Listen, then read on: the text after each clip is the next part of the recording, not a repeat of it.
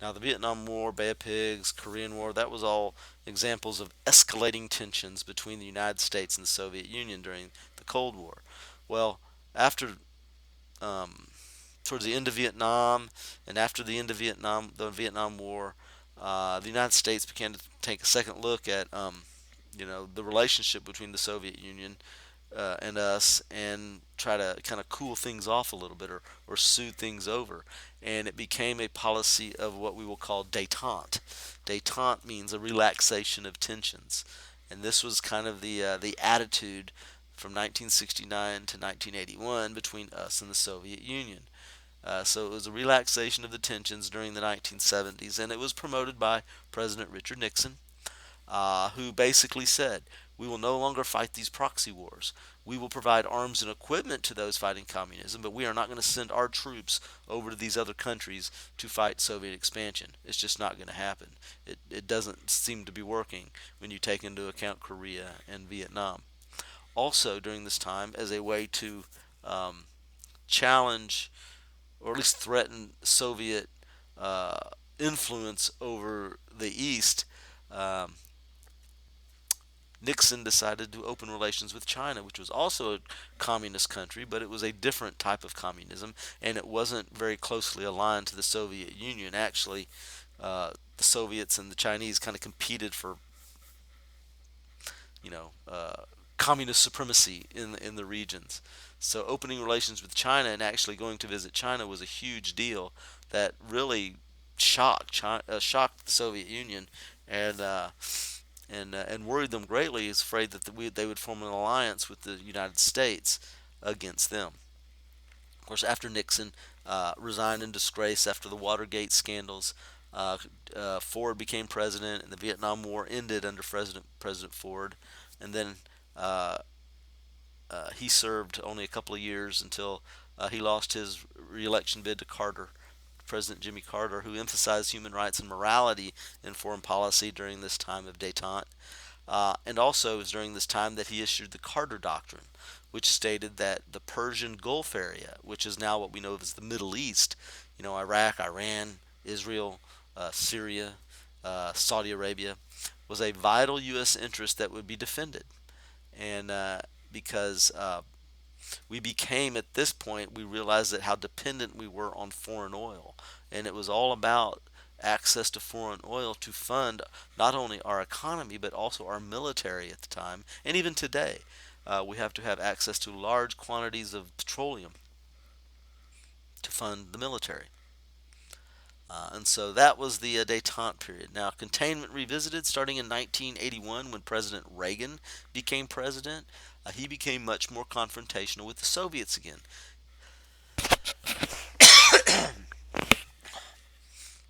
He became more confrontational with the Soviets.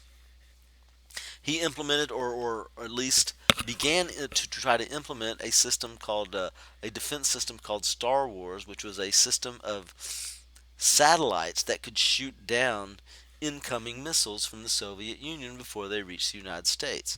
Now, back in the 80s, we did not have the technology for this, and we really don't even have the technology for that today, I don't think. But back then, just the threat of it and the and persuading the Soviets that we were actually trying to do this forced the Soviet Union to ramp up their defense spending to try to keep up, and that would really be the reason the Soviet Union finally collapsed in itself, is that economically they just could not keep up with the United States in maintaining their defenses. They took too much money away from their uh, their infrastructure and their actual domestic economy and put it towards military, and their whole system ended up collapsing. Also, during Reagan's presidency, the Soviets went to war in Afghanistan to try to continue control over the country of Afghanistan. Of course, that country um, was communist when it was under the control of the Soviet Union, but it never liked it. The Reagan Doctrine was basically this idea that the U.S. would provide military assistance to anti-communist groups fighting pro-Soviet governments. So not only would we fund people protecting themselves from communists, we would fund other groups that actually tried to overthrow communist governments or pro-Soviet governments. And a couple of things dealing with that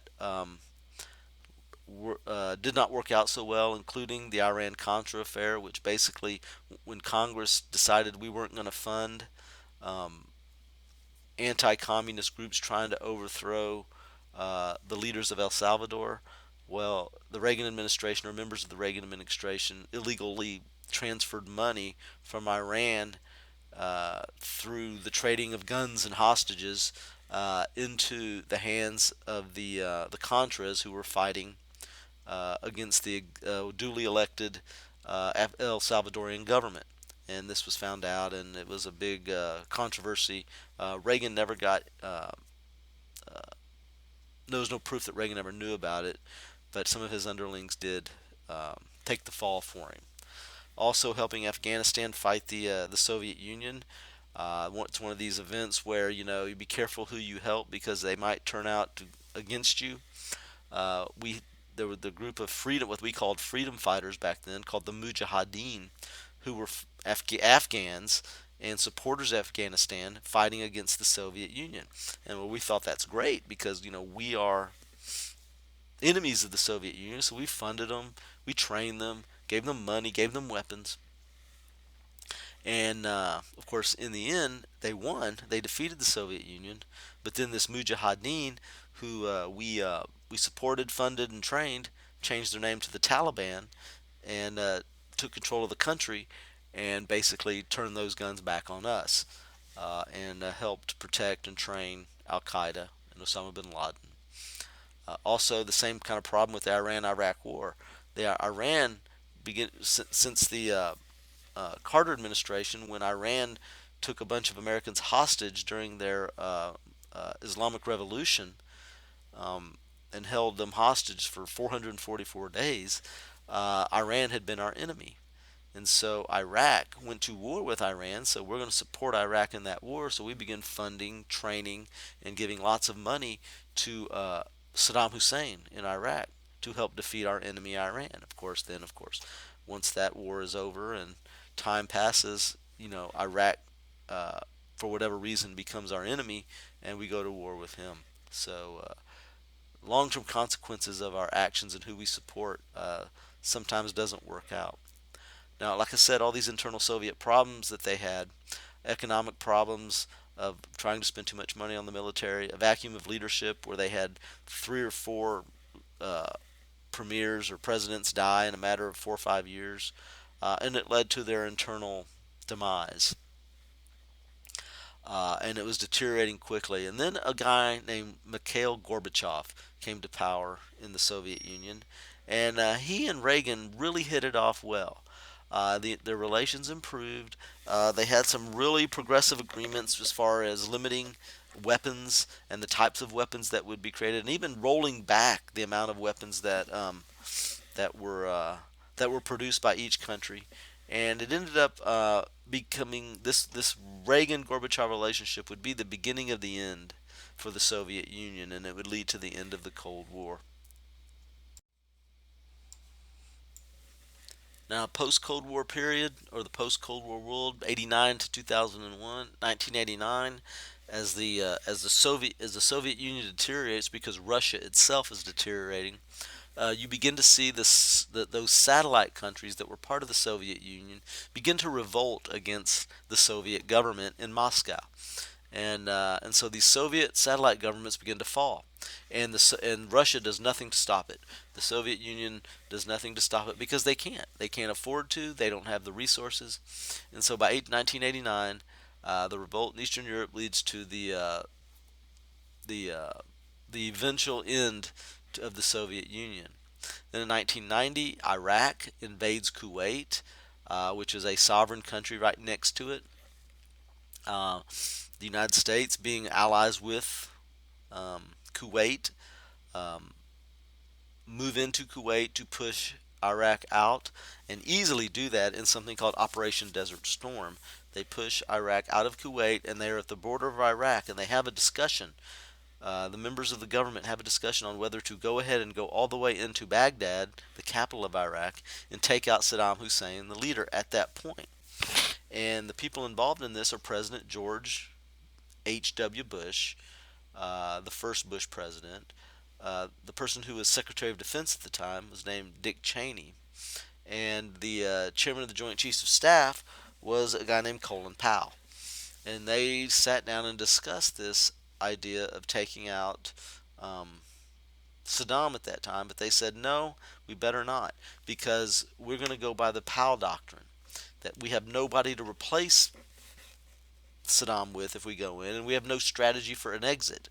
So the Powell Doctrine says if you're going to go in and fight a war, you have to have an overwhelming force that you know is going to be victorious, and then you have to have an exit strategy, and you have to have somebody to fill the vacuum of power.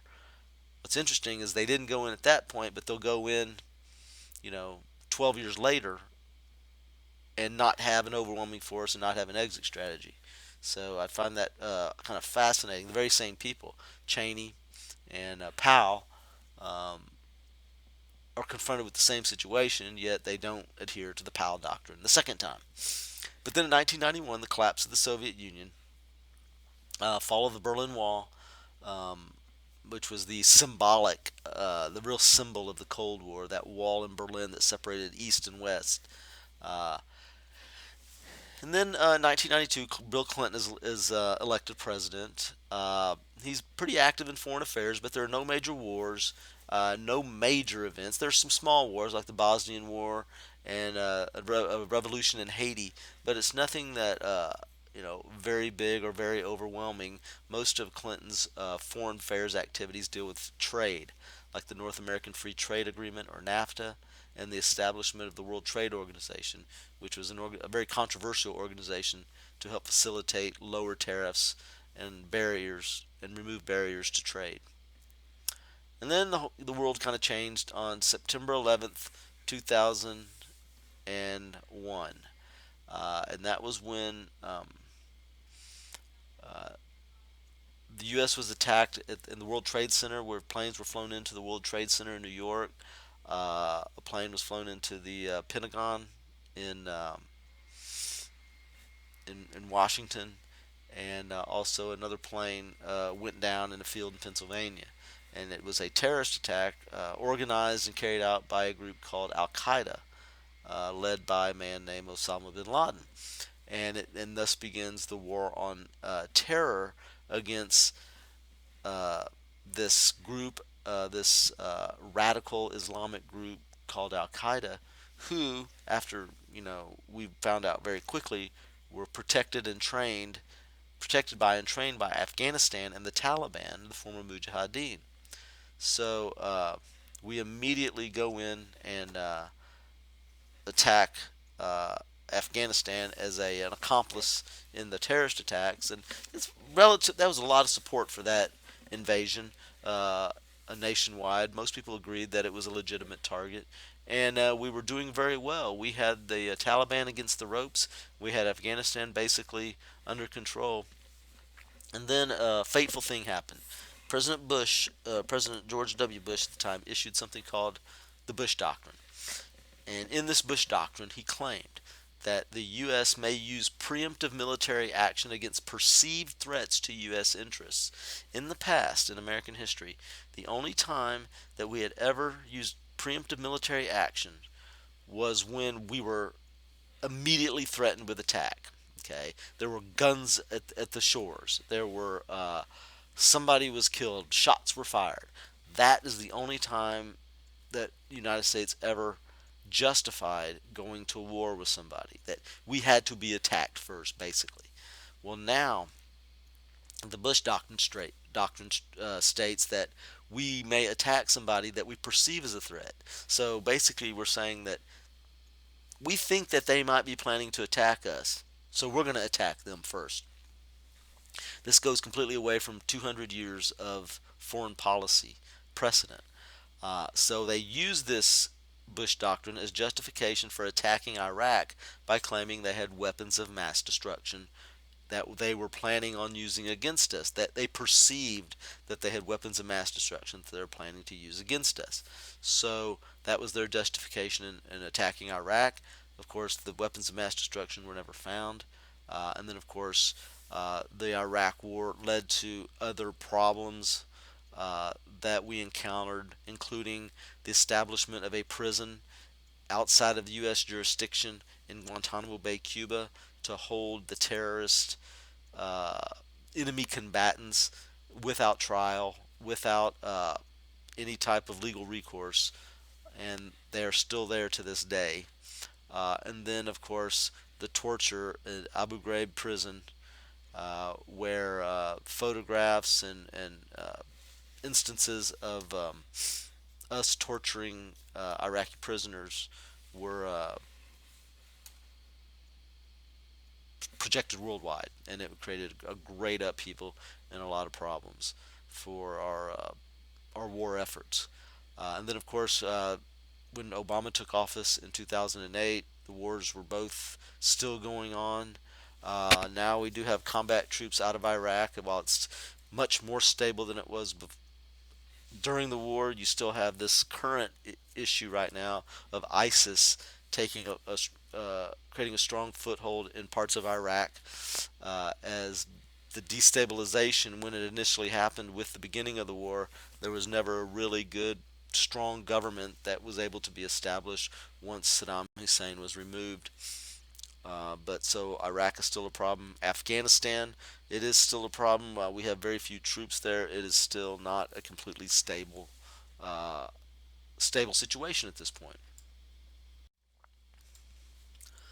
And finally, let's talk about the executive branch and foreign policy and groups that influence foreign policy. First of all, the executive branch. The president is preeminent in foreign policy. Not absolute, but because they have to have Senate approval for things like treaties, and must have congressional approval for war. But it is preeminent.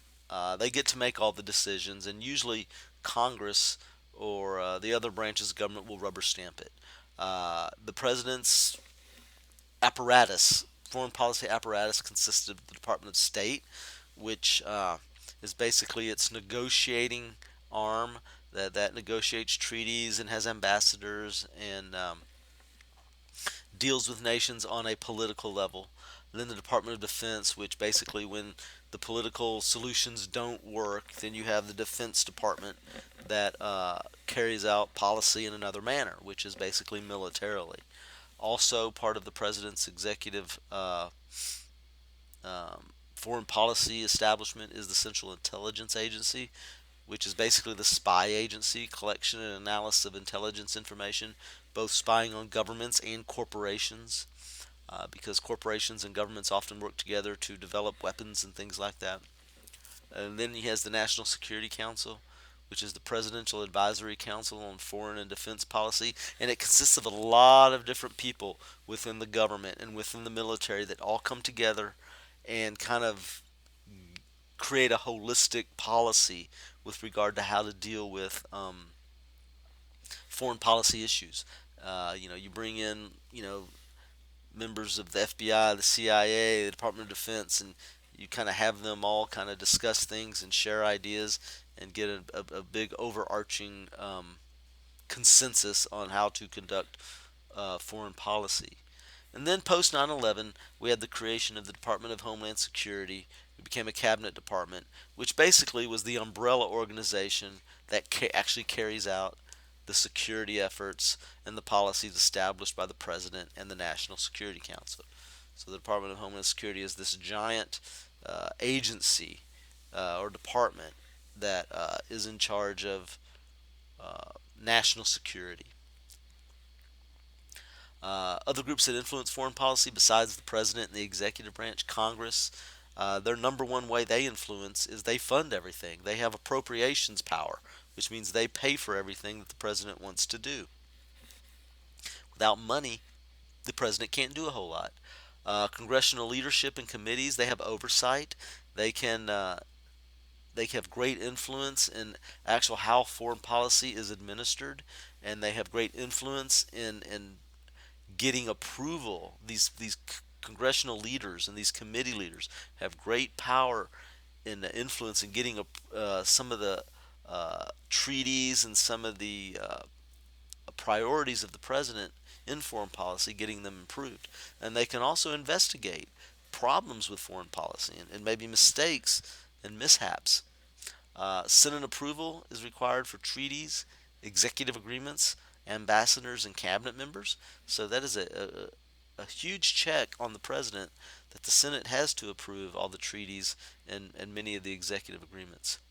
Now, the military industrial complex is also a group that influences foreign policy. The military industrial complex consists of the U.S. Armed Forces, who fights the wars, Congress, who declares wars and funds the wars, and the defense industry, who makes the bombs and the weapons for the wars.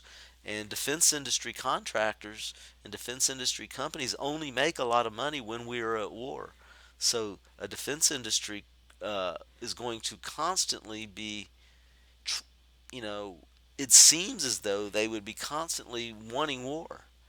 And of course, if they give a lot of money and campaign donations to Congress, then Congress, of course, has the power to declare war.